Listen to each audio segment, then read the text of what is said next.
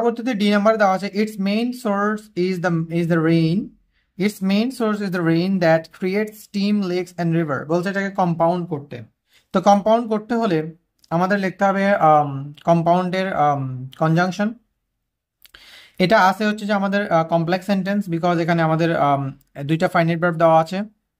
তো এক্ষেত্রে আমার কম্পাউন্ড সেন্টেন্স করতে হলে আমরা যদি দ্যাট দেওয়া থাকে, দ্যাটের অংশ কম্পাউন্ড সেন্টেন্স আমরা কি লিখি? অ্যান্ড লিখি দ্যাটের পরিবর্তে, right?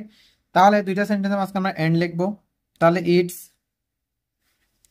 Main source, it's main source is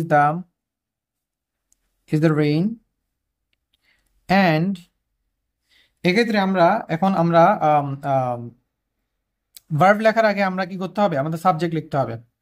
তাহলে ইটস মেইন সোর্স দ্বারা কাকে বুঝিয়েছে? ওয়াটারকে বুঝিয়েছে, রাইট? ওয়াটারের মেইন উৎস, প্রধান উৎস হচ্ছে রেইন। তো ওয়াটারকে বুঝি, ওয়াটারের সাবজেক্ট আনলে কি হবে? ইট, রাইট? ইট ক্রিয়েটস, এবং যেটা ক্রিয়েট করে,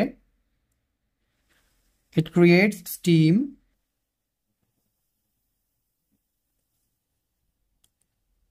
লেকস অ্যান্ড রিভার।